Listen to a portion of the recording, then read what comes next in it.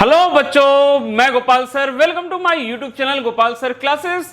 Class 11 physics के लिए बच्चों आज मैं लेकर आया हूं मैथमेटिकल टूल। तो चलिए बात करेंगे आज की हम इस क्लास की मैथमेटिकल टूल की।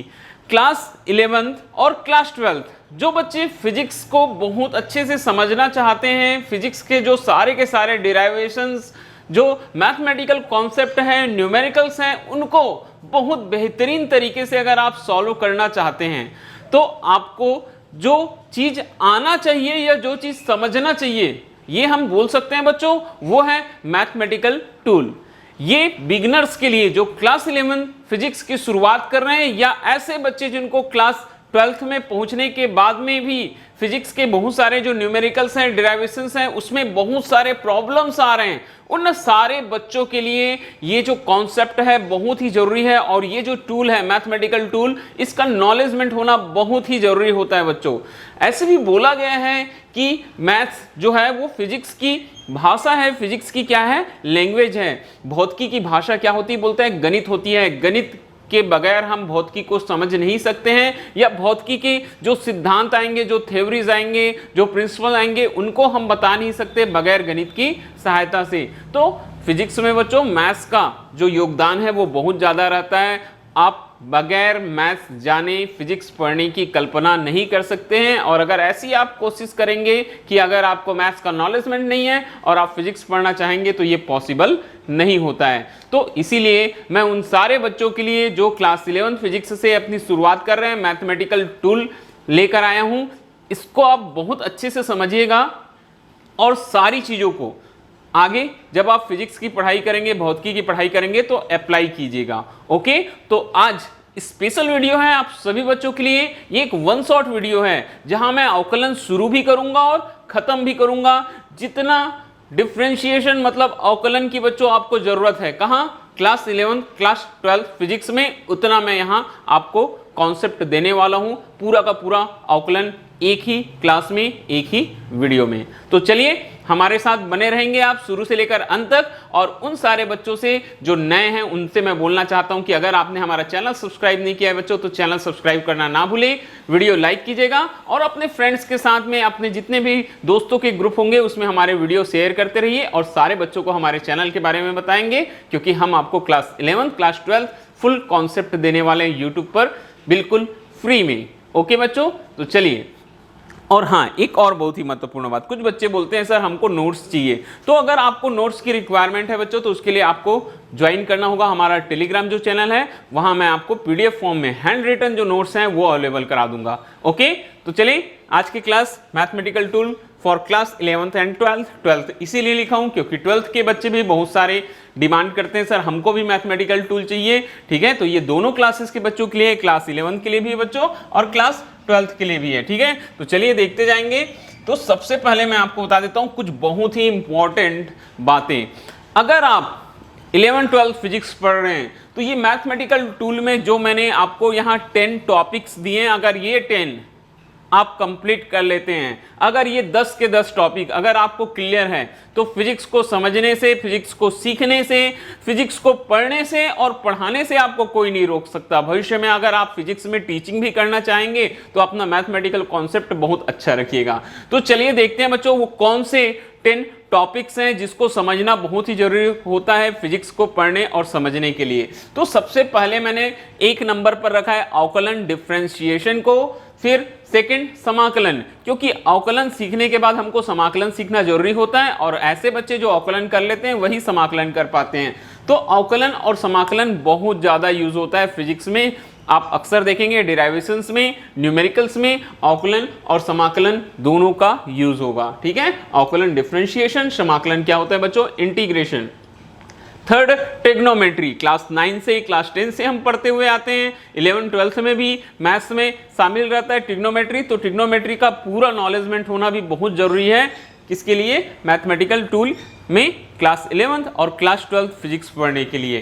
द्विघात समीकरण, क्वाड्रेटिक इक्वेशन क्लास 10th के सिलेबस में है, आपने पढ़ा होगा, क्लास 11th में भी पढ़ते हैं। तो द्विघात समीकरण का भी नॉलेजमेंट होना जरूरी है। वैसे बच्चों द्विपद प्रमेय, बाइनोमियल थ्योरम, इसका भी यूज फिजिक्स में होता है।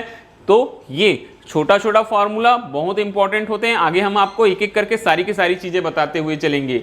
तीसरे नंबर में आता है लघुगणक लॉगरिथम। आप अगर लघुगणक बहुत अच्छे से जानेंगे तो लॉग के जितने भी टर्म्स फिजिक्स में आएंगे उन सारे के सारे टर्म्स को आसानी के साथ सॉल्व कर सकते हैं। घातांक के नियम, पावर रूल्स क्लास 9 क्लास 10 के सिलेबस में होता है, आपने पढ़ लिया होगा, आपको मालूम होगा। ठीक है, आगे बढ़े।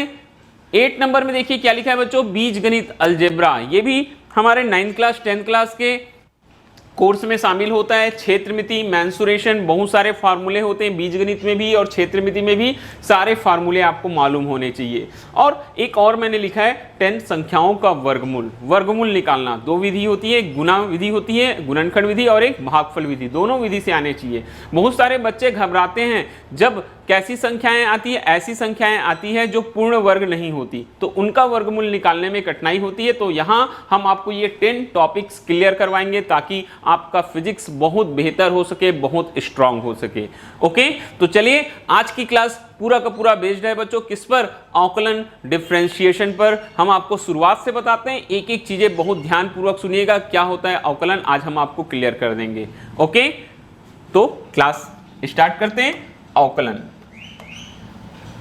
अवकलन डिफरेंशिएशन क्या बोला जाता है बच्चों, अवकलन डिफरेंशिएशन फिजिक्स के लिए बहुत इंपॉर्टेंट टॉपिक होता है। और अवकलन सीखना है तो बहुत ही छोटी छोटी परिभाषाएं इस क्लास के स्टार्टिंग में मैं आपको बता रहा हूं, ध्यान से सुनते जाएंगे, सारी की सारी चीजों को समझते चलेंगे, आपके लिए आसान होने वाला है अवकलन करना, डिफरेंशिएशन करना।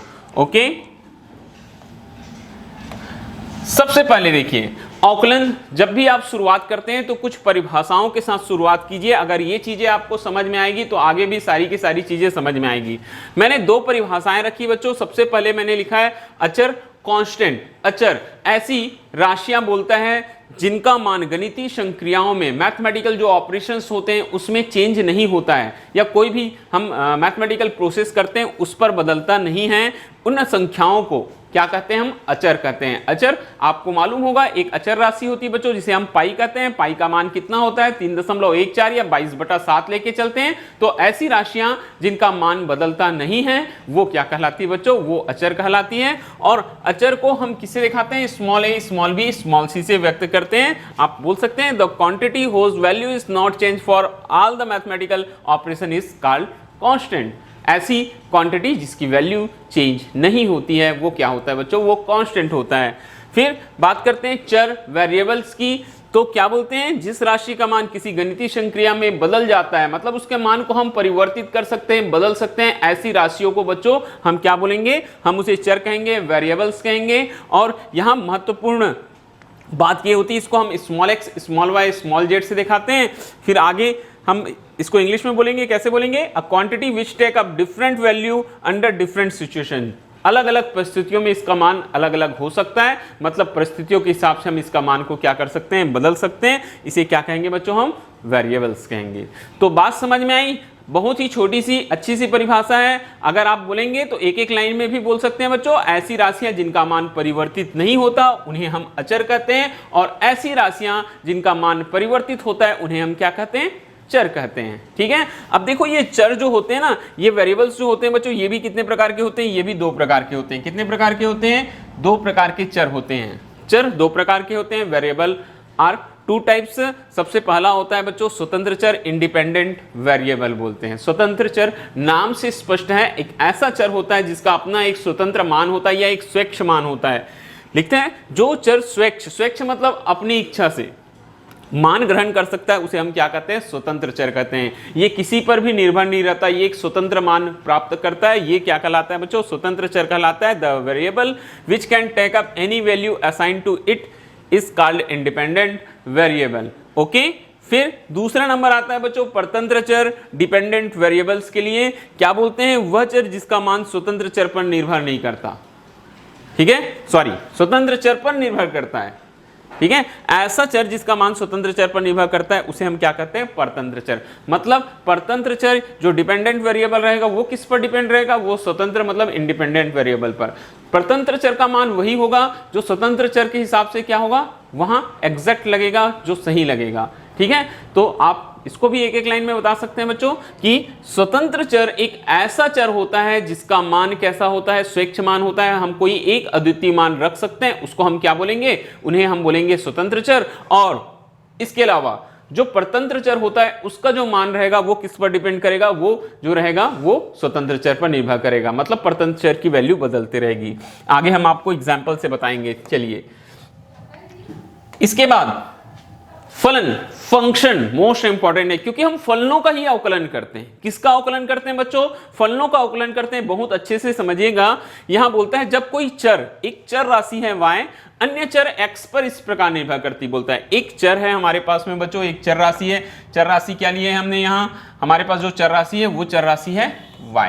क्या है, y है। वो किस पर निर्भर करती, बोलता है x पर। किस पर निर्भर करती है, x पर इस प्रकार निर्भर करती है कि x के प्रत्येक मान के लिए y का केवल और केवल एक निश्चित मान होता है, तो y को x का क्या कहते हैं, फलन कहते हैं। y को क्या बोलेंगे हम, x का फलन। इधर मैं आपको एग्जाम्पल से समझा रहा हूं, ध्यान से सुनिएगा। जैसे मैं कोई एक एग्जाम्पल लेके चलता हूं बच्चों, y is equal to f of x, मतलब क्या हुआ, y किसका फलन है, x का फलन है। इसको हम क्या बोलते हैं, y फलन है x का, या बोलते हैं जो y है, y is a function of x। क्या बोलेंगे, y is a function of x, y जो है x का फलन है। ठीक है, और लिखते कैसे हैं, y is equal to f of x लिखते हैं बच्चों। अगर मैं यहाँ एक वैल्यू लेता हूं, चलिए मैं लेके चलता हूं 2x प्लस 1। क्या लेके चलता हूं बच्चों, y is equal to fx 2x plus 1। ठीक है, तो ये अब देखो कैसे, अगर मैं x की वैल्यू को 1 रखूं, x की वैल्यू को क्या रखूं बच्चों, 1, तो y का मान क्या हो जाएगा, y is equal to 2 into 1 plus 1, क्या हो जाएगा, 2 एकम 2, 2 और 1 3। फिर हम चेंज करते हैं, x की वैल्यू को क्या रखते हैं हम 2, तो क्या हो जाएगा बच्चों, y is equal to 2 into 2 plus 1, 2 दूनी 4 और 1 कितना हो जाएगा 5। फिर से एक और वैल्यू देखिए, यदि x की वैल्यू को हम 3 रखते हैं तो y की वैल्यू 2 इंटू 3 प्लस 1, 3 दूनी 6 और 1 कितना हो जाएगा बच्चों 7। तो यहां एक चीज देखना, y क्या चीज है, y फलन है किसका, x का बच्चों। तो 2x प्लस 1 हमने इसकी वैल्यू मान के चला है। तो यहां जब हम x का मान बदल रहे हैं, देखिए x का मान 1 रखे तो y का मान 3 आया बच्चों, x का मान 2 रखे तो y का मान 5 आया, x का मान 3 रखे तो y का मान 7 आया। बोलने का मतलब यही है कि x के हर एक मान के लिए y का एक अपना अलग मान आ रहा है, मतलब y की वैल्यू डिपेंड किस पर कर रही है, y की वैल्यू किस पर निर्भर है, y की वैल्यू जो है वो x पर डिपेंड कर रही है। किस पर डिपेंड कर रही है, x पर। x का मान अगर हम बदल रहे हैं तो y का मान भी क्या हो रहा है, बदल रहा है। y का मान भी क्या हो रहा है बच्चों, बदल रहा है। तो यहां पास में हम x को क्या बोलेंगे, जो x है ना बच्चों, उसको हम बोल सकते हैं स्वतंत्र चर, क्योंकि ये अपना स्वेच्छ मान खुद ले रहा है। ये कौन सा चर होता है, स्वतंत्र चर होता है, मतलब इसे हम बोलेंगे इंडिपेंडेंट वेरिएबल। क्या बोलेंगे हम इसको, इंडिपेंडेंट वेरिएबल। ये होता है इंडिपेंडेंट वेरिएबल, ओके।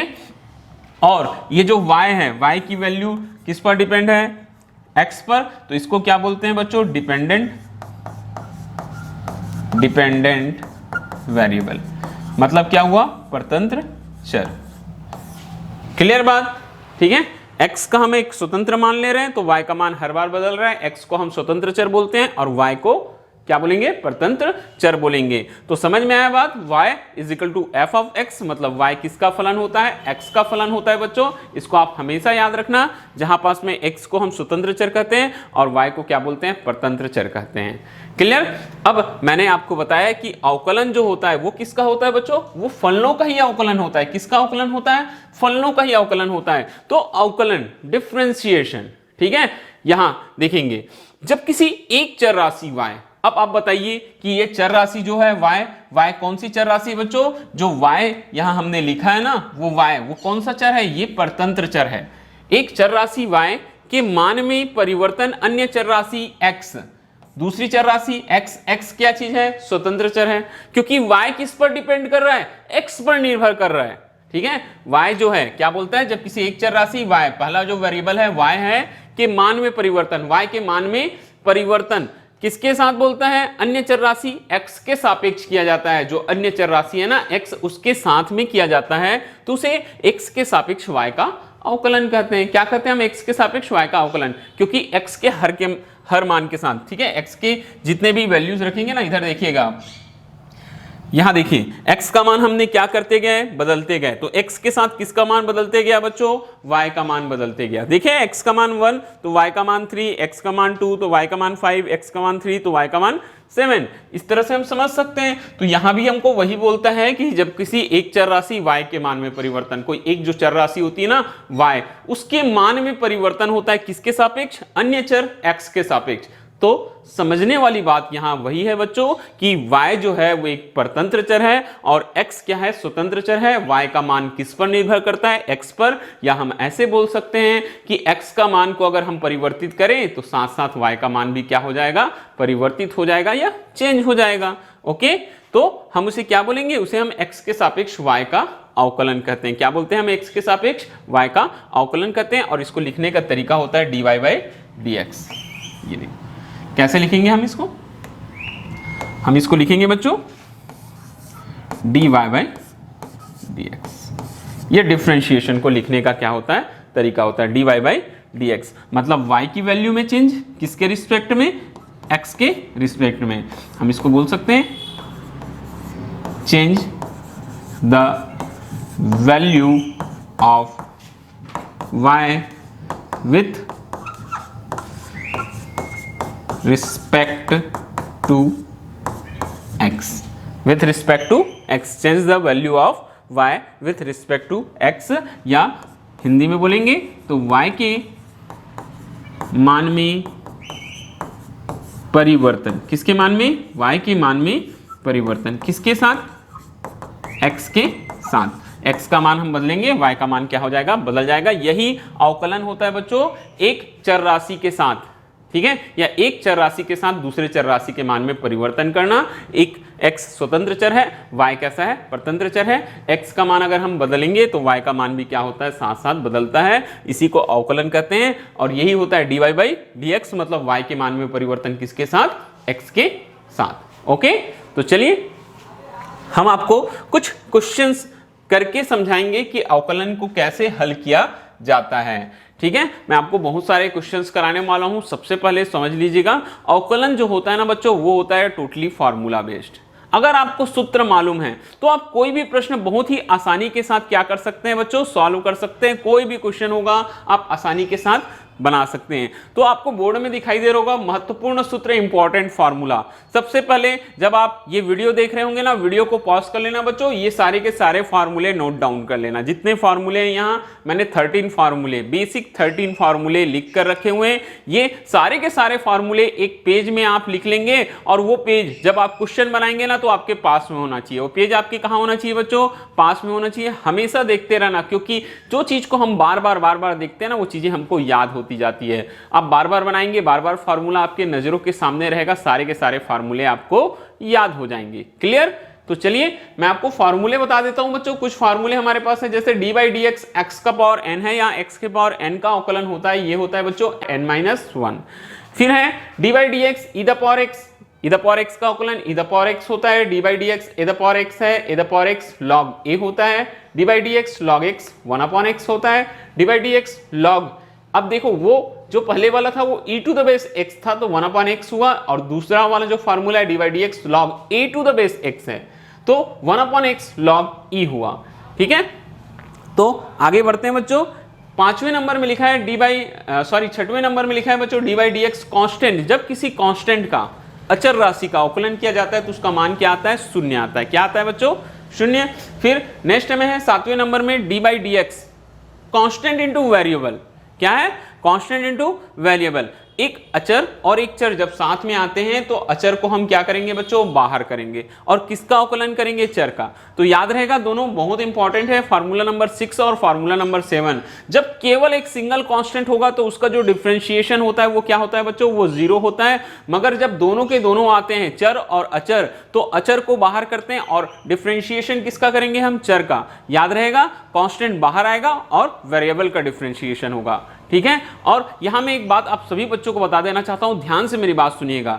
आप जिसके रिस्पेक्ट में क्या कर रहे हैं, डिफरेंशिएशन कर रहे हैं या अवकलन कर रहे हैं, वही राशियां चर राशियां होती है। जैसे हम x के सापेक्ष अवकलन कर रहे हैं तो जितनी x वाले टर्म्स आएंगे वो सारे के सारे कैसे होंगे बच्चों, चर होंगे। उसको छोड़कर बाकी सब क्या होंगे, अचर होंगे। अगर मान के चलो आप टाइम के रिस्पेक्ट में कर रहे हैं t के, तो जितने टर्म्स t वाले आएंगे वो सारे के सारे चर होंगे, उसको छोड़कर बाकी सब क्या होंगे, अचर होंगे। ओके, फिर फॉर्मूला देखेंगे, कुछ ट्रिग्नोमेट्री के हैं हमारे पास में। साइन एक्स इजिकल टू क्या होता है बच्चों, कॉस एक्स होता है। कॉस एक्स इजिकल टू होता है माइनस साइन एक्स होता है। D by D X tan X क्या होता है, सेक स्क्वायर एक्स होता है। D by D X cot X क्या होता है बच्चों, माइनस कॉसेक स्क्वायर एक्स होता है। D by D X sec X होता है, sec X into tan X. और D by D X cosec X क्या होता है, minus cosec X into cot X. तो ये फार्मूले अगर आपको मालूम है आप नोट डाउन कर लीजिए, ये सारे के सारे फार्मूले। मैं आपको फिर कुछ क्वेश्चन के माध्यम से समझाते चलता हूं बच्चों, कैसे हमको प्रश्नों को सॉल्व करना है। ठीक है, तो चलिए स्टार्ट करते हैं बच्चों।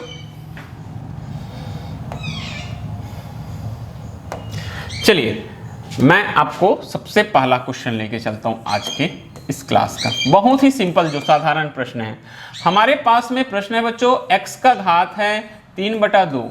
x का घात कितना दिया है, 3/2 का बोलता है किसके सापेक्ष, x के सापेक्ष अवकलन कीजिए, अवकलन कीजिए। इस तरह से प्रश्न बोलता है। पहला प्रश्न है, मैं लिखा देता हूं, फिर मैं डायरेक्ट में क्वेश्चन सॉल्व करते चलूंगा। ठीक है, x का घात 3/2 का x के सापेक्ष क्या करो बोलता है, अवकलन कीजिए। आप इस प्रश्न को जब आप हल करेंगे ना, तो जो दिया है उसको आप y मान लेना बच्चों। y इजिकल टू क्या दिया है मान के चलेंगे, x का घात 3/2। हमेशा याद रखना जो दिया है उसको क्या लेके चलना, क्या मान के चलना बच्चों, y is equal to x the power कितना दिया है हमको, 3/2 दिया है। अब यहां नीचे इसका हम किसके सापेक्ष अवकलन करना है हमको, x के सापेक्ष अवकलन करने पर लिखेंगे। x के सापेक्ष क्या करेंगे, अवकलन करने पर। तो हम इसको लिखते हैं बच्चों, differentiate with respect to x। ठीक है, differentiation with respect to x। ठीक है, ये आप लिख लेना। तो ये क्या हो जाएगा बच्चों, ये हो जाएगा dy बाई dx।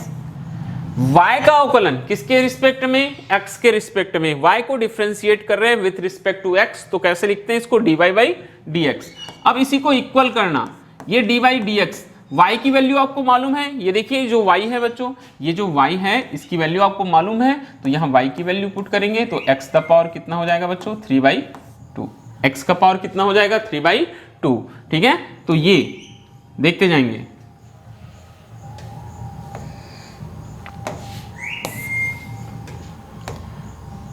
ठीक है, ये कैसे करेंगे। अब देखो मैंने अभी आपको बताया कि अवकलन जो होता है बच्चों टोटली फार्मूला बेस्ड होता है। इतने सारे फार्मूले हैं, थोड़ा सा कंपैरिजन करके देखना कि ऐसा कुछ टर्म है क्या। फर्स्ट नंबर का फार्मूला देखिए बच्चों, D by D X X the power N, तो यहां भी है D by D X X the power N के प्लेस में 3/2 है। तो फर्स्ट फार्मूले से ये क्वेश्चन हम सॉल्व कर सकते हैं। यहां हम लिखेंगे बच्चों, जबकि हमको मालूम है कि डी बाई डी एक्स, क्या मालूम है बच्चों हमको, D by D X X the power N is equal to होता है N x the power N minus 1। क्या होता है बच्चों, N x the power N minus 1। इसलिए हमको यहाँ सॉल्व करना है D by D X X का पावर 3/2। क्या सॉल्व करना है, 3/2। तो ये हो जाएगा बच्चों 3/2 एक्स द पावर 3/2 माइनस 1। क्या हो जाएगा, 3/2 माइनस 1। ये आ जाएगा हमारे पास, समझ में आया। n के प्लेस में क्या रखे हमने, 3/2। n के प्लेस में 3/2 है तो यहाँ 3/2 x द पावर 3/2 माइनस 1। तो ये क्या हो गया बच्चों हमारे पास में, ये आ जाएगा 3/2 x द पावर 3/2 में 1 माइनस करेंगे तो क्या बचता है बच्चों, 1/2। ये हमारा आंसर हो गया। देखिए कितना सिंपल क्वेश्चन था। हमने x द पावर 3/2 का x के सापेक्ष क्या कर दिया बच्चों, अवकलन कर दिया। तो ये अवकलन करने से y is equal to x the power 3/2 कैसे किए, देखो लिखने का टर्म देखना, बिल्कुल ऐसे लिख के बनाना। x के सापेक्ष अवकलन करने पर differentiate with respect to x dy by dx dy dx x the power 3/2 dy dx x the power n is equal to n x the power n minus 1 dy dx x the power 3/2 is equal to 3/2 x the power 3/2 minus 1 3/2 x the power क्या हो जाएगा बच्चों 1/2। ऐसे calculate करना, ठीक है। चलिए आगे बढ़ते हैं बच्चों, हमारे पास में बहुत सारे क्वेश्चंस हैं, हम दूसरा क्वेश्चन लेके चलते हैं। चलिए ठीक है, कभी कोई क्वेश्चन से आपको घबराना नहीं है, ठीक है, सारे के सारे क्वेश्चंस बन जाते हैं। अगर आपको ऐसा दे दिया बच्चों रूट एक्स, किसका अवकलन करने बोलेगा, रूट एक्स का, तो देखो इसको हम सॉल्व करते हैं ना, इसका सॉल्यूशन करते हैं। मैंने क्या बोला, जो दिया है उसको सबसे पहले आप y ले लेना, तो ये y is equal to root X को क्या लिख सकते हैं बच्चों, x का पावर क्या होता है 1/2। अब सिंपल सा x के सापेक्ष क्या करेंगे, अवकलन करने पर, x के सापेक्ष क्या करने पर बच्चों, अवकलन करने पर, ठीक है।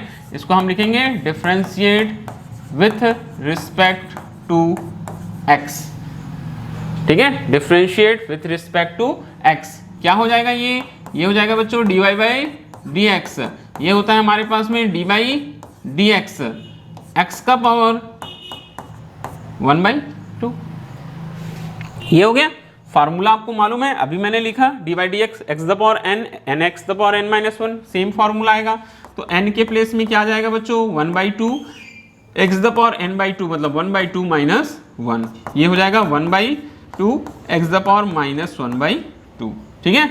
ये तो आप चाहे तो इसको नीचे भी लिख लेंगे 1/2, ये क्या हो जाएगा x का पावर 1/2, तो 1/2 अंडर रूट x, क्लियर। ये 1/2 सामने आ गया, n x the power n minus 1, formula याद रखना n x the power n minus 1, तो n के प्लेस में 1/2 x the power n minus 1, तो 1/2 माइनस 1, ठीक है, 1/2 x द पावर कितना हो जाएगा बच्चों माइनस 1/2, 1/2 x द पावर नीचे आ गया 1/2 1/2 रूट x, ओके। चलिए आगे बढ़ते हैं बच्चों, और है हमारे पास में प्रश्न, हम एक एक करके आपको बताते चलते हैं। नेक्स्ट क्वेश्चन है 2x cube minus e the power x। अगला हमारा पास question 2x cube plus e the power x। चलिए हम ये क्वेश्चन सॉल्व करके दिखाते हैं आपको। सबसे पहले y जो दिया है फंक्शन उसको y लेना, 2x cube plus e the power x, plus क्या है बच्चों e द पावर x, क्या लिखना बोला, x के सापेक्ष अवकलन करने पर। ये लाइन हमेशा लेके चलना ताकि समझ में आए आप किसके रिस्पेक्ट में कर रहे हैं, x के सापेक्ष अवकलन करने पर, ठीक है। क्या लिखेंगे बच्चों, differentiate with respect to x, differentiate with respect to x, क्या हो जाएगा ये हो जाएगा dy बाई dx, ये हम लिखेंगे बच्चों dy dx, क्या हो जाएगा ये हमारे पास आ जाएगा 2x cube plus e the power x, plus क्या हो रहा है e द पावर x, दो टर्म्स हैं दोनों को अलग अलग कर लीजिएगा, dy बाई dx, ये क्या हो जाएगा बच्चों dy by dx, 2x cube plus dy by dx, e का पावर x, प्लस था बीच में, दोनों को अलग अलग कर लिए, ठीक है। अब देखो dy बाई dx, अब देखो बच्चों दो अलग अलग पद है, दो भी है और x क्यूब भी, इसमें से जो दो है ना वो अचर है, और x मैंने बोला जिसके सापेक्ष आप अवकलन करेंगे, जिसके रिस्पेक्ट में आप अवकलन करेंगे वो क्या होता है, चर होता है, बाकी सब अचर होता है। तो किसके रिस्पेक्ट में किसके सापेक्ष अवकलन हो रहा है, x के, तो x वाला टर्म क्या होगा, चर होगा, और बाकी क्या होगा बच्चों, अचर। तो यहाँ x क्यूब ये क्या है, चर है, और दो क्या है, अचर। फार्मूला नंबर 7 देखिए, अगर अचर और चर दोनों आते हैं, कांस्टेंट इनटू वेरिएबल आता है, तो कांस्टेंट को क्या करना बोला बाहर, और जो वेरिएबल रहेगा उसको क्या करना है, डिफरेंशिएट करना है, मतलब अवकलन करना है। तो यहां हम कैसे लिखेंगे देखेंगे, ये कैसे हो जाएगा बच्चों, ये हो जाएगा 2 बाहर आ गया, D by D X cube, 2 बाहर आ जाएगा बच्चों, D by D X cube plus D by D x E का पावर एक्स। फार्मूले पर हमेशा ध्यान रखना, जब आप बनाएंगे आपके हाथ में फार्मूले वाला पेज होना चाहिए, ठीक है, ये शुरुआत करने के लिए।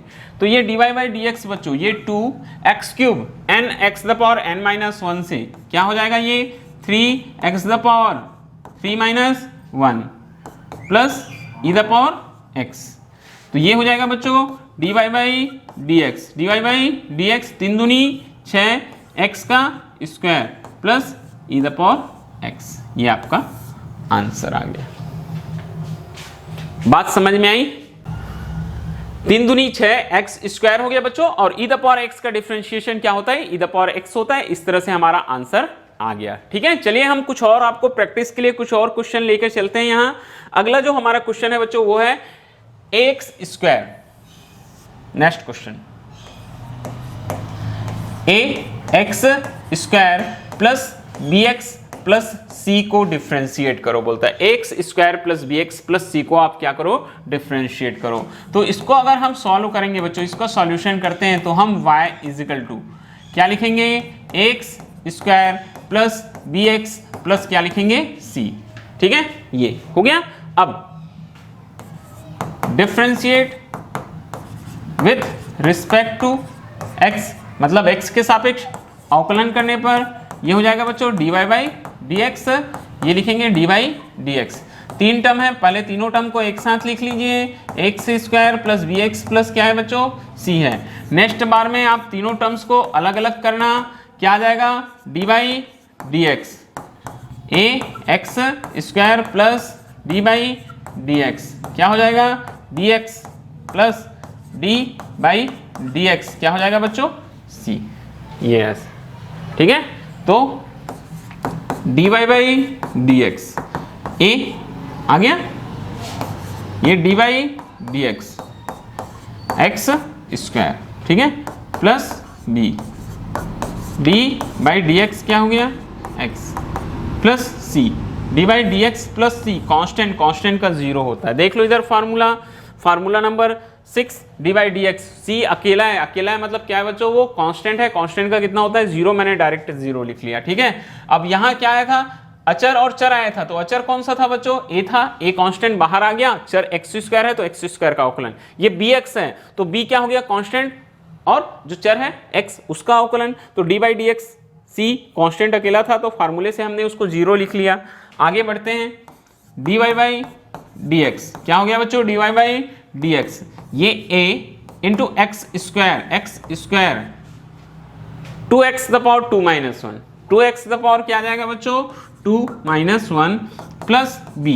अब x के पावर में कुछ नहीं है, मतलब 1 है, तो 1x the power 1 minus 1, x the power 1 minus 1, ये हमारे पास में आ जाएगा dy बाई डी एक्स, ये 2x ही बचेगा, तो ये 2ax प्लस x का पावर 0 मतलब 1 होता है बच्चों, क्या बचेगा b, ये x का पावर 0 हो जाएगा, क्या बचेगा b।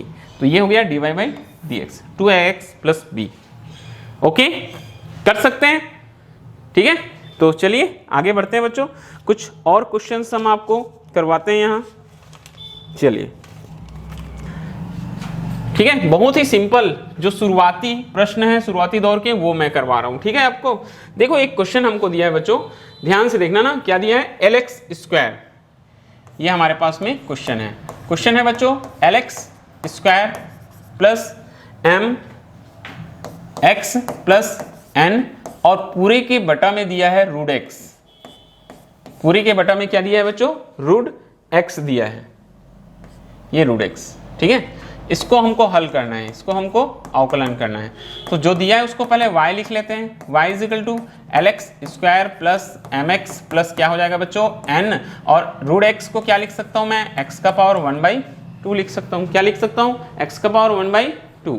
ओके, चलिए, तो चलिए बच्चों देखते हैं क्वेश्चन क्या लिखा है हमारा, y इज इक्वल टू, ठीक है, जो हमारा प्रश्न है बच्चों वो है y is equal to l x square plus m x plus n, पूरे का घात पूरे के बटे में x द पावर क्या है बच्चों, 1/2 है। अब इसको देखो, थोड़ा सा आप पहले सिंपल कर लो अवकलन करने से पहले, अगर ऐसा कोई प्रश्न है तो कैसे सिंपल करेंगे इसको, l x square x the power क्या लिख सकते हैं बच्चों, 1/2 plus m x the power x का घात क्या लिख सकते हैं, 1/2 लिख सकते हैं, plus n x the power क्या लिखेंगे बच्चों, 1/2 लिखेंगे। ठीक है, तो ये क्या हो जाएगा, देखो y इज इक्वल टू घातांक का अगर नियम लगाएं तो ये x का पावर बच्चों 2 माइनस क्या हो जाएगा 1/2, x the power m, x the power n, x the power m minus 1 होता है। वैसे ही बच्चों ये m x द पावर 1 है, माइनस क्या हो जाएगा 1/2, और ये नीचे से ऊपर जाएगा n x द पावर कितना हो जाएगा बच्चों -1/2। तो y की वैल्यू देखो ये आ गया l, 2 में घटाएंगे कितना हो जाएगा 2 दूनी 4, 4 में 1 गया 3, 3/2 l x the power 3/2 plus m x the power 1 में 1/2, 1/2 बचेगा बच्चों, plus n x the power -1/2, ये आ गया। ठीक है, अब करो इसको अवकलन, यहाँ लिखना x के सापेक्ष। बात समझ में आ रही है? पहले थोड़ा सा सिंपल कर लो, उसके बाद में अवकलन करो। तो x के सापेक्ष क्या करेंगे बच्चों, अवकलन करने पर, x के सापेक्ष अवकलन करने पर, ठीक है, x के सापेक्ष हम अवकलन कर देते हैं। तो क्या हो जाएगा, ये हमारे पास में हो जाएगा dy/dx। क्या हो जाएगा बच्चों, dy/dx। मैं डायरेक्ट कर रहा हूँ ना, l कांस्टेंट है, बाहर निकाल दूंगा बच्चों, ये dy/dx x द पावर क्या ले लिया 3/2, ठीक है।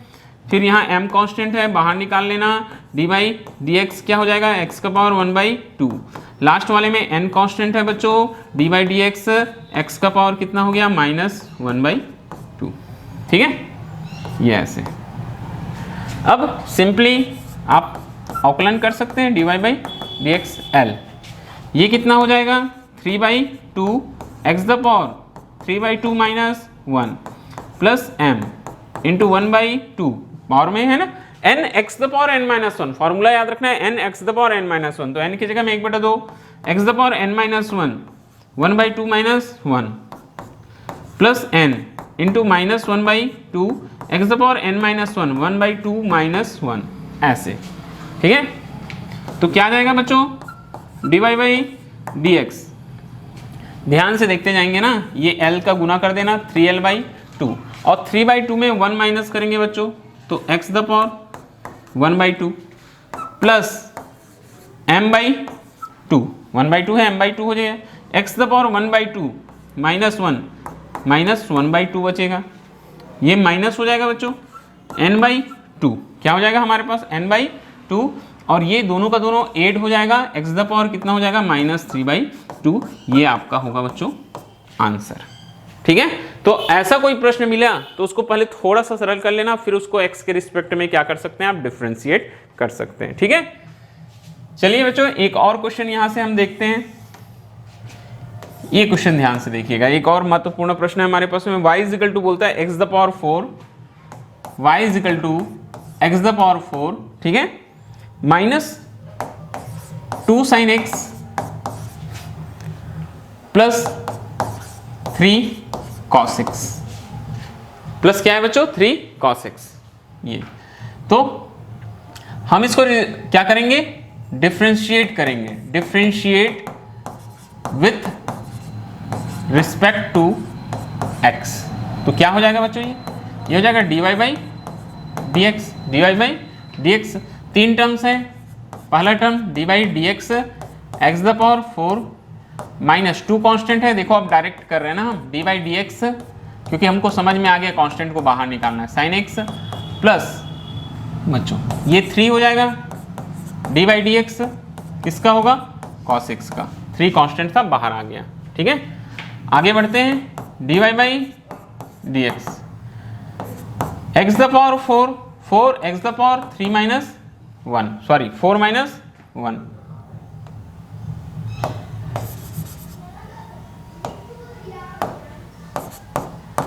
4x द पावर 4 -1, ठीक है, n x the power n-1 होता है, 4x the power 4 -1 -2 dy/dx sin x क्या होता है बच्चों cos x, प्लस है 3 cos x का क्या हो जाता है sin x।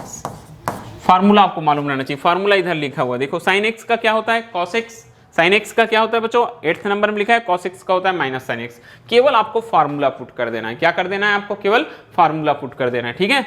आगे बढ़े, ये हो जाएगा dy/dx is equal to 4x³ -2 cos x -3 sin x, ये आपका आ गया बच्चों आंसर।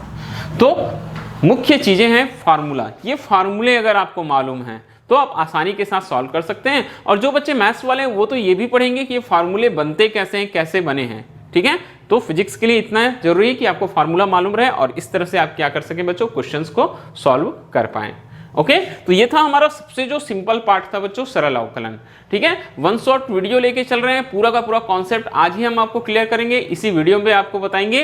तो चलिए अब अभी तक देखे हमने, देखिए जनरली क्या हो रहा है, फलन आपस में जुड़ रहे थे या घट रहे थे, अलग अलग फलन थे ना एक्स के, ये जुड़ रहे थे और घट रहे थे। अब मैं आपको ऐसे फलन बताऊंगा जिनमें क्या होता है बच्चों, गुना होता है या भाग होता है। तो सबसे पहले हम आपको सिखाएंगे दो फलनों के गुणनफल का अवकलन कैसे किया जाता है। तो देखिएगा, दो फलनों के गुणनफल का अवकलन, differentiation of product of two function. दो फंक्शन रहेंगे, कैसे रहेंगे, प्रोडक्ट के फॉर्म में रहेंगे, गुणनफल के फॉर्म में रहेंगे। तो हमको यहां फार्मूला अप्लाई करना है बच्चों कि पहला फलन गुना दूसरे का अवकलन, पहला फलन गुना दूसरे का अवकलन धन दूसरा फलन गुना पहले का अवकलन, ठीक है। पहले फर्स्ट फंक्शन किसको डिफरेंशिएट करेंगे, सेकंड फंक्शन को, प्लस लगाएंगे, second function differentiation of first function. Okay, तो चलिए क्वेश्चन से हम बताएंगे, एक एग्जांपल लेके चलते हैं बच्चों, एक क्वेश्चन लेके चलते हैं। हम e the power x into cos x को डिफरेंशिएट करेंगे, ये हमको डिफरेंशिएशन करना है, ये हमको क्वेश्चन दिया हुआ है e the power x into cos x। तो दो फंक्शन है, देखिए ये e द पावर x एक अलग फंक्शन है, cos x अलग फंक्शन है बेटा। तो जब हम इसको सॉल्यूशन करेंगे ना, तो यहाँ लिखेंगे y इज इक्वल टू, क्या लिखेंगे बच्चों, e the power x into cos x। फिर नीचे लिखना वही लाइन, x के सापेक्ष क्या करने पर, अवकलन करने पर। क्या लिखेंगे बच्चों, x के सापेक्ष अवकलन करने पर। तो x के सापेक्ष अगर आप अवकलन करेंगे तो ये टर्म हो जाएगा बच्चों dy बाई dx, ये हो जाएगा dy dx, ये e the power x into cos x, e the power x into cos x। अब यहाँ आप किसी को फर्स्ट मान सकते हैं, किसी को भी सेकंड, आपकी जो मर्जी, चाहे आप e द पावर x को फर्स्ट लें, चाहे आप कॉस x को फर्स्ट लें, ठीक है। एक को फर्स्ट लेना, एक को दूसरा लेना। और फार्मूले पर अपना ध्यान लगाना बच्चों, फार्मूला क्या बोलता है, dy बाई dx। पहला फलन, पहला हमने e द पावर x लिया है तो जैसा है वैसी रख लो, e the power x, dy by dx किसका, कॉस x, दूसरे का अवकलन, पहला गुना दूसरे का अवकलन, तो e the power x divide dx cos x, धन दूसरा फलन, दूसरा फलन क्या है बच्चों, cos x। पहला फलन बोला तो पहले को कुछ नहीं करना, e द पावर x रखना, दूसरे का अवकलन तो d बाई dx क्या हो जाएगा, cos x हो जाएगा। फिर दूसरा फलन तो दूसरे को वैसी का वैसी रख देना, cos x, और क्या बोलता है, पहले का अवकलन, तो पहले का अवकलन करेंगे तो d बाई dx क्या हो जाएगा बच्चों, e द पावर x हो जाएगा, क्या हो जाएगा, e द पावर x हो जाएगा, ठीक है। तो ये हमारे पास बनता है dy by dx, e the power x cos x, cos x का क्या होता है, माइनस sin x। फार्मूला आपको हमेशा याद रहना चाहिए, cos x का क्या होता है बच्चों, minus sin x, plus cos x, ये क्या हो गया, e द पावर x का e द पावर x ही होता है बच्चों, क्या होता है, e द पावर x। आपका आंसर आ गया। आप इसमें एक काम और कर सकते हैं बच्चों, आप e द पावर x को दोनों टर्म में कॉमन निकाल लेना। क्या बच रहा है हमारे पास में, यहाँ हमारे पास बचेगा बच्चों cos x minus sin x। क्या बचेगा हमारे पास में, cos x minus sin x बच जाएगा, ठीक है। ये इस तरह से e the power x cos x का किए हमने, क्या बच गया हमारे पास, e the power x cos x minus sin x। Okay, समझ में आई बात। चलिए एक और क्वेश्चन लेके चलते हैं आपके लिए, ठीक है। दो एग्जाम्पल काफी होंगे बच्चों समझने के लिए, दो फलनों की गुणनफल। मैं एक और एग्जाम्पल लेके चलता हूं, क्या लेके चलूंगा, एक्स स्क्वायर लॉग एक्स। यहां y इज इक्वल टू है बच्चों, क्या है, x square into log x square into क्या है हमारे पास में, लॉग एक्स, ठीक है। एक्स स्क्वायर इंटू क्या है, लॉग एक्स। जब इसको हम डिफ्रेंशिएट करेंगे तो कैसे लिखेंगे बच्चों, dy by dx is equal to d by D x into है लॉग एक्स, सॉरी एक्स का स्क्वायर है, एक्स स्क्वायर को फर्स्ट, लॉग एक्स को सेकंड। आप उल्टा भी कर सकते हैं ना, कोई फर्क नहीं पड़ेगा, आप चाहें, आपकी इच्छा है, आप चाहें log x को पहला मान लेना, एक्स स्क्वायर को दूसरा, सेम आंसर आएगा। अब देखो यहाँ क्या होगा बच्चों, ये जब हम अवकलन करेंगे dy बाई dx, क्या हो जाएगा, dy by dx। First function क्या है, एक्स स्क्वायर, दूसरे का अवकलन बोलता है तो dy बाई dx क्या हो जाएगा बच्चों, log x, प्लस दूसरा फलन log x divide D x क्या हो जाएगा ई द पावर एक्स। क्लियर हो रही बात? पहला है एक्स स्क्वायर क्या किए बच्चों, divide D X log X है plus log X divide D x E the power X. Formula हमेशा याद रखना, पहला एक्स स्क्वायर तो पहले को केवल लिख दीजिए, दूसरे का अवकलन करना है तो डी बाई डी एक्स क्या होता है लॉग एक्स, अवकलन ऐसी करते हैं हम, प्लस लॉग एक्स दूसरा पहले का अवकलन। ठीक है, ये पहला, एक मिनट ना, ये थोड़ा सा ये क्या है बच्चों, एक्स स्क्वायर है, क्या है ये एक्स स्क्वायर है, एक्स स्क्वायर है। ठीक है, तो चलिए डिफ्रेंशिएट करना, d Y by D x, ये हो जाएगा एक्स स्क्वायर।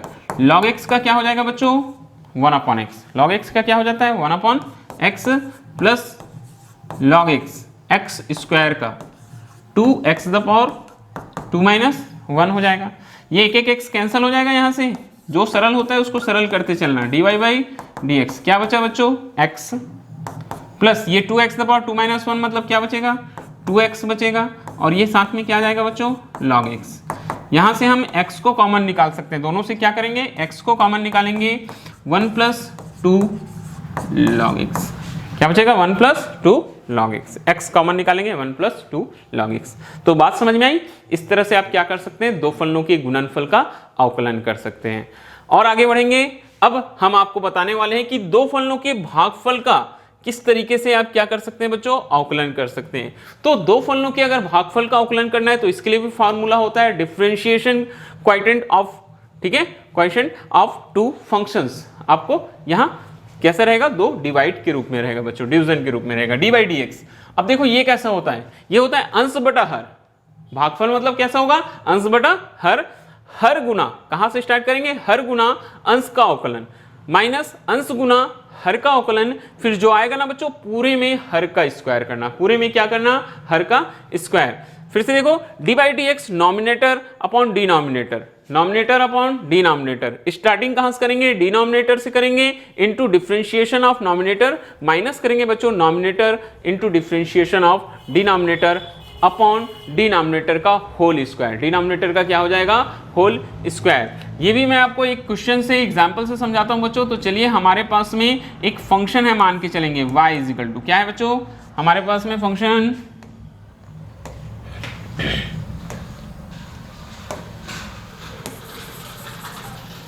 ठीक है, हमारे पास में एक फंक्शन लेके चलते हैं e the power x sin x, हमारे पास में जो फंक्शन है बच्चों y इज इक्वल टू दिया है e the power x sin x, e the power x क्या दिया है बच्चों sin x, ये दिया है। अगर हम यहाँ इसको क्या करते हैं, डिफरेंशिएट करेंगे विथ रिस्पेक्ट टू x, तो क्या लिखेंगे बच्चों, हम इसको लिखेंगे dy by D x is equal to d by D x ना, ये dy बाई डी एक्स का क्या हो जाएगा D by D x, y के प्लेस में क्या आ जाएगा e the power x upon sin x। अब आपको मालूम है कौन सा हर है, कौन सा अंश है, कौन सा नॉमिनेटर, कौन सा डिनोमिनेटर। ठीक है, फार्मूले पर ध्यान से देखेंगे आप क्या आंसर आ जाएगा बच्चों, dy बाई डी एक्स क्या हो गया हमारे पास में, ये dy बाई डी एक्स ना। कहां से शुरुआत करो बोलता है, हर से, तो हर की जगह में क्या है बच्चों, ठीक है, डिनोमिनेटर की जगह में क्या है हमारे पास में sin x। ठीक है, किसका अवकलन करना है, अंश का, मतलब differentiation of nominator, differentiation of nominator क्या हो जाएगा, ये डी बाई डी एक्स क्या है यहाँ ई द पावर एक्स, फिर साइन क्या लगाना है हमको माइनस, फिर किसको लिखो बोलता है, नॉमिनेटर को लिखो, मतलब अंश को लिखो बोलता है, तो ई द पावर एक्स, फिर किसको, डिनोमिनेटर को डिफरेंशिएट करो, तो ये हो जाता है बच्चों डी बाई डी एक्स, क्या आ जाएगा हमारे पास में यहाँ साइन एक्स, और फिर इस पूरे का बटा बच्चों, ये जो पूरा का पूरा है ना, इसके बटे में क्या करना है, हर का वर्ग मतलब डिनोमिनेटर का स्क्वायर, हर में क्या दिखाई दे रहा है बच्चों साइन एक्स, तो ये साइन एक्स का होल स्क्वायर आ जाएगा, क्या आ जाएगा साइन एक्स का होल स्क्वायर। अब इसको आप सॉल्व कर लीजिएगा, देखो क्या आता है, sine X E the power X का क्या आ जाएगा बच्चों, E the power X minus E the power X sine x का क्या हो जाएगा, कॉस एक्स बटा ये हो जाएगा साइन स्क्वायर एक्स। दोनों से ये हम जैसे हमको dy बाई डी एक्स निकालना है बच्चों, तो इधर पर x कॉमन निकाल लेना, इधर पर x कॉमन निकल आएगा, बचेगा क्या sine x minus cos x, sine x minus cos x और पूरे का बटा क्या हो गया बच्चों ये साइन स्क्वायर एक्स। और तो सॉल्व नहीं होगा, यही हमारा क्या आ जाएगा बच्चों आंसर आ जाएगा। समझ में आया? फार्मूला याद रखना, हर गुना अंश का अवकलन माइनस अंश गुना हर का अवकलन हर का स्क्वायर, सिंपली हमको अवकलन कर देना है। ये होता है दो फलनों के क्या भागफल का अवकलन। ओके, चलिए एक और देखते हैं बच्चों हम, एक ही है क्या हमारे पास में जगह,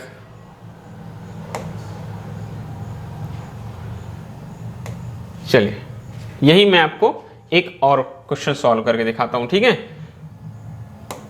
यही पास में एक और क्वेश्चन में लेके चलता हूं बच्चों। देखो हमारे पास y इजिकल टू दिया है बच्चों, क्या दिया है y is equal to sine x, y is equal to क्या दिया है हमारे पास में साइन एक्स, 1 प्लस दिया है बच्चों कॉस एक्स, ये दिया है।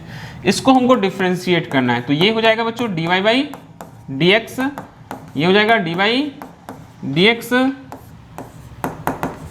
साइन एक्स 1 प्लस क्या हो जाएगा कॉस एक्स। बात समझ में आई? इस तरीके से। अब शुरुआत आपको हमेशा याद रखनी है कि हर से होना चाहिए, ठीक है, डिनोमिनेटर से शुरुआत होना चाहिए बच्चों।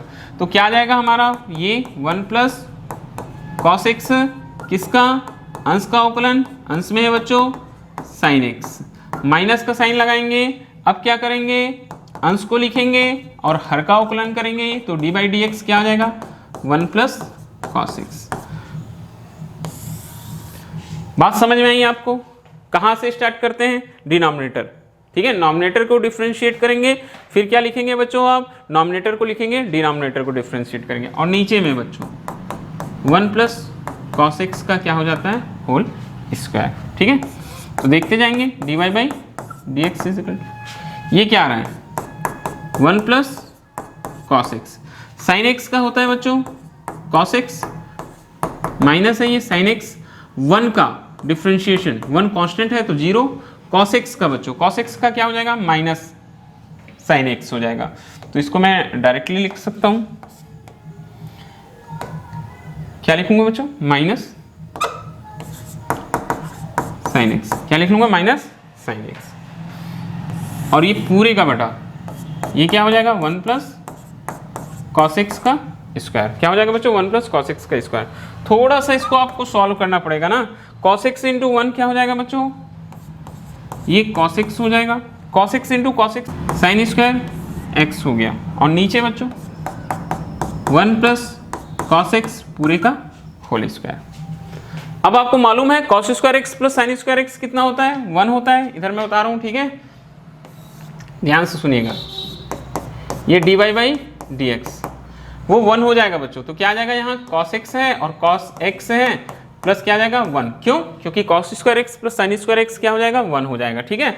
और नीचे क्या है बच्चों हमारे पास 1 प्लस cos x पूरे का होल स्क्वायर है, तो देखो यहाँ से एक एक बार कैंसिल हो जाएगा ऊपर नीचे, तो D Y by D x is equal to बच्चों 1/1 प्लस क्या आ जाएगा cos x, ये आपका आंसर आ जाएगा। क्या आ जाएगा बच्चों ये आपका आंसर आ जाएगा, ठीक है। इस तरीके से कितना भी बड़ा प्रश्न रहे, कैसा भी प्रश्न रहे, आप आसानी के साथ क्या कर सकते हैं उसको सॉल्व कर सकते हैं। इंपॉर्टेंट क्वेश्चंस हैं जितने मैंने बताया सब आपको, ये सब मैथ्स में भी आपके काम आएंगे फिजिक्स के साथ साथ। ओके, तो चलिए ये हो गया बच्चों, ठीक है। तीसरा हमने आपको शुरुआत में कुछ सरल प्रश्न बताए, फिर गुणनफल हो गया, फिर आपका क्या हो गया भागफल। अब हम आखिरी जो हमारा टर्म है वहां बढ़ेंगे बच्चों, यहां हम करते हैं अस्पष्ट फलनों के अवकलन, ऐसे फलन जिनके लिए हमारे पास में कोई फार्मूला नहीं होता है, कोई एग्जैक्ट फार्मूला हम अप्लाई नहीं कर सकते हैं, ठीक है। फलन के फलन का अवकलन बोलते हैं, या अस्पष्ट फलनों के, अस्पष्ट मतलब जो हमको स्पष्ट नहीं होते, उन फलनों का क्या करना बोलता है बच्चों अवकलन करना है, ठीक है। अभी मैं एग्जांपल से आपको बताऊंगा। तो इसको बनाने के लिए हम यूज करते हैं बच्चों श्रृंखला नियम, या जिसे बोलते हैं चैन रूल। किसकी सहायता से बनाते हैं हम चैन रूल की सहायता से बनाते हैं। तो दो फार्मूले आप यहां याद रख सकते हैं, एक होता है बच्चों D Y by D x is equal to D Y by D T into D T by D X, तो D Y by D x is equal to D Y by D T into D T by D U into D U by D X. मैं दोनों type का आपको question solve करके बताऊंगा, आपको मैं कैसे क्वेश्चन बनाना है ये मैं आपको समझा देता हूं, ठीक है। तो चलिए देखेंगे बच्चों, मैं देखो एक क्वेश्चन लेके चलता हूं ना, ध्यान से देखते जाएंगे। सबसे पहला जो हमारा क्वेश्चन आएगा, question number 1, y is equal to, हमको क्या दिया है बच्चों, cos x स्क्वायर। अभी तक हमने फॉर्मूला देखा है किसका, cos x का। अगर सिंपली हमको क्वेश्चन में cos x देता है तो हम उसको डिफरेंशिएट कर सकते हैं, dy by D x cos x क्या हो जाएगा, माइनस साइन x हो जाएगा। अगर मान के चलो हमको सिंपली x स्क्वायर देता है तब भी हम उसको डिफरेंशिएट कर सकते हैं, क्योंकि x स्क्वायर का जो डिफरेंशिएशन होता है वो होता है 2x द पावर 2 माइनस 1, वो डिफरेंशिएट हो जाएगा, 2x बन जाएगा। क्लियर बात। मगर यहां देखो कुछ अजीब सा दे दिया, अस्पष्ट, cos और x के ऊपर में स्क्वायर लगा दिया, तो ऐसा तो कोई फार्मूला होता नहीं है। तो इसको पहले हमको एक स्पष्ट फलन में बदलना होता है बच्चों। क्या करना होता है, स्पष्ट फलन में बदलना होता है। देखिए कैसे बदलते हैं।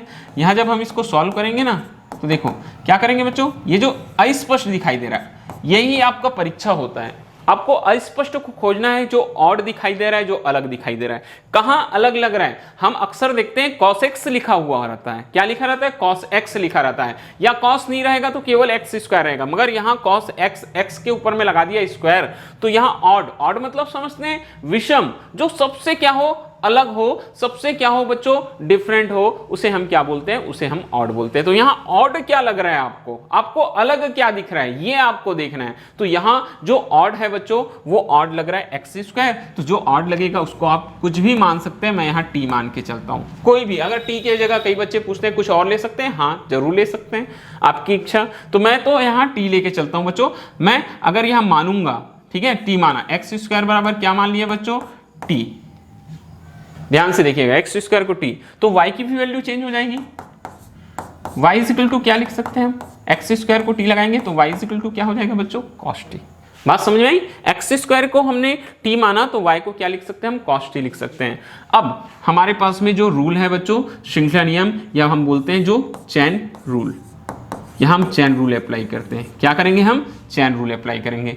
चैन रूल अप्लाई करेंगे, फार्मूला हो जाएगा बच्चों dy बाई डी एक्स, मैंने फार्मूला लिखा हुआ है, dy by D T into D T by D X. T माना इसलिए मैंने ऐसा फार्मूला बनाया, अगर आप कुछ और मानेंगे तो आपका फार्मूला आपको बदलना होगा, ठीक है। ये तो चलिए dy बाई डी एक्स, ये हो जाएगा बच्चों dy by D T. y का प्लेस देखो, किसका प्लेस देखेंगे बच्चों आप लोग, y का प्लेस देखो। y के प्लेस में क्या है हमारे पास में, cos t है, तो ये dy बाई डी टी, तो यहाँ क्या करेंगे बच्चों, ये हो जाएगा cos t इंटू बच्चों D by D x, into क्या होगा D by D X. T के प्लेस में क्या है, एक्स स्क्वायर है। सिंपली जैसे अब देखो डिफ्रेंशिएट दोनों को कर सकते हैं, cos t को भी और एक्स स्क्वायर को भी। ये डी टी के सापेक्ष हो रहा है ना, तो ये हमारे पास dy बाई डी एक्स क्या आ जाएगा बच्चों, cos t का होता है माइनस साइन टी, और एक्स स्क्वायर का होता है 2x द पावर 2 माइनस 1। अब डायरेक्ट करना आना चाहिए हमको, ठीक है। माइनस, ये मैं 2x को सामने लिखता हूं, साइन t का मान वापस रख देना बच्चों। t किसको माने थे, एक्स स्क्वायर को, तो ये हो जाता है 2x minus 2x sine x square. Okay, ये देखो ऐसे ही एक मिलता जुलता क्वेश्चन और बताता हूं ताकि क्वेश्चन आपको बहुत अच्छे से क्लियर हो सके बच्चों। क्वेश्चन नंबर 2 मैं लेके चलता हूं, ये cos x स्क्वायर लेके चला, अब मैं y is equal to cos square x लेके चलता हूं। क्या लेके चलता हूं बच्चों, cos स्क्वायर x।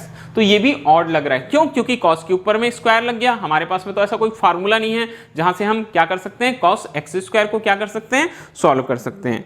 ओके, तो देखो ये भी ऑड लग रहा है। अब यहाँ ऑड क्या है, ये आपको छांटना है बच्चों कि क्या चीज आपको क्या दिखाई देती है, ऑड दिखाई दे रही है, क्या चीज आपको अलग दिखाई दे रही है। ये चीज आपको यहां से फिर से एक बार छांटना है। तो चलिए देखते हैं क्या आपको अलग दिख रहा है। यहां आपको अलग क्या दिख रहा है, ध्यान से देखिएगा, cos के ऊपर एक्स स्क्वायर लगा हुआ है, तो यहां हम किसको मानेंगे, यहां हम लिखेंगे बच्चों माना, किसको मानेंगे, cos x को क्या मान लिए थे हम, t, cos x को t।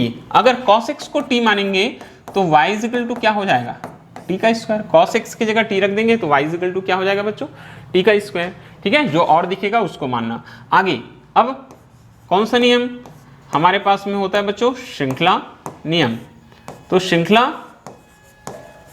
नियम से। कौन से नियम से? श्रृंखला नियम से। श्रृंखला नियम से क्या हो जाएगा? ये dy बाई dx क्या हो गया बच्चों? dy by dx is equal to dy by dt।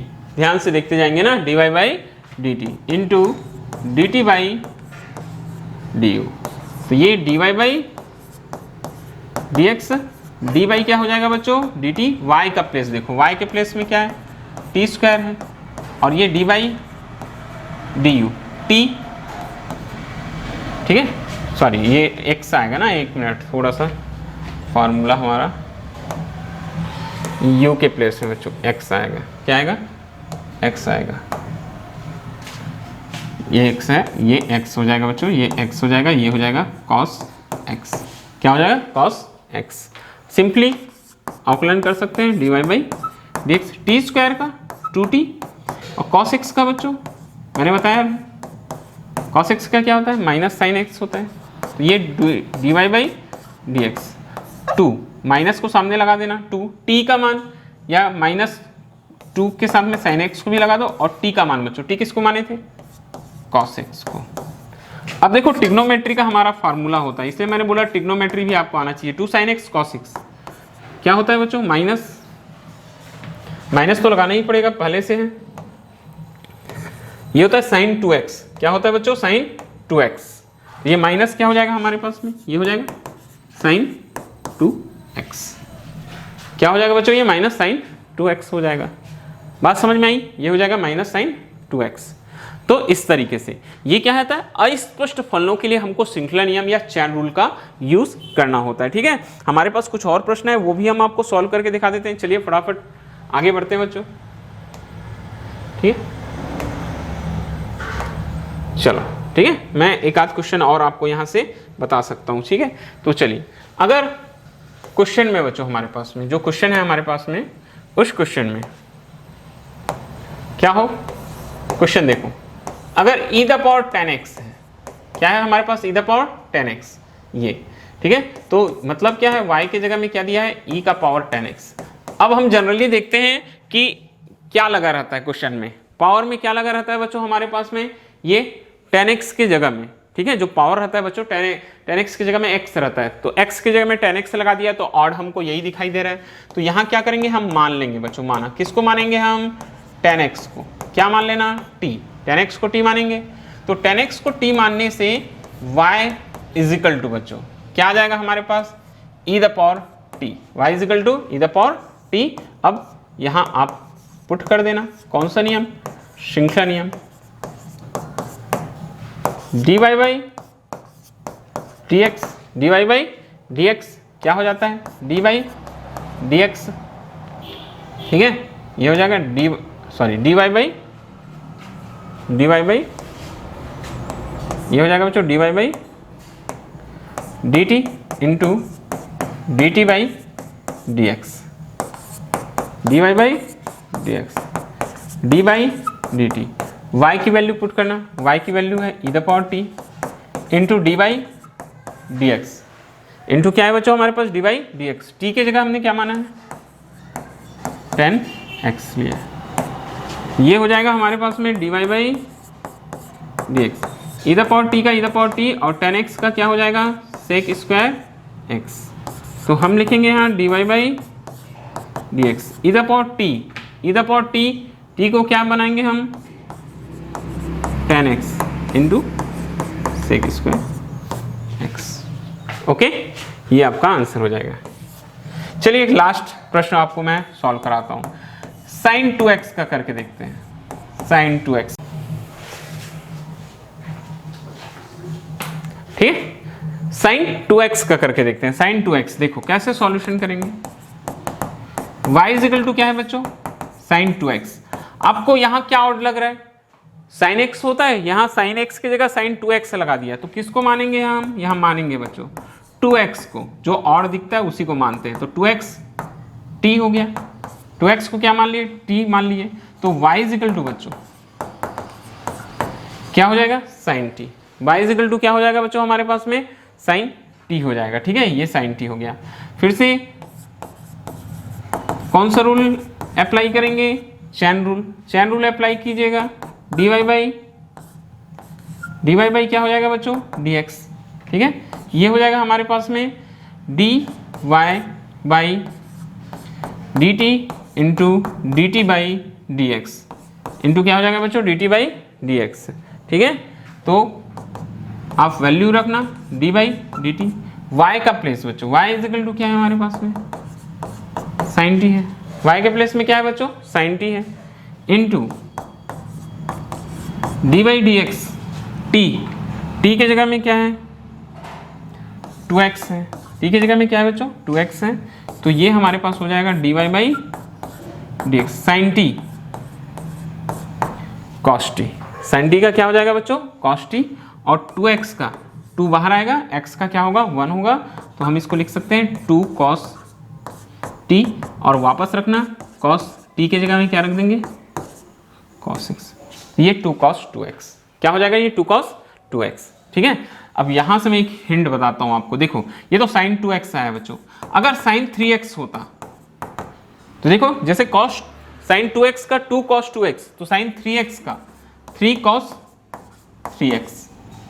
हाँ, बात समझ में आ रही है। इस तरीके से अगर मान के चलो cos 2x होता, तो cos का तो साइन होता है, माइनस होता है, तो ये माइनस 2 sin 2x।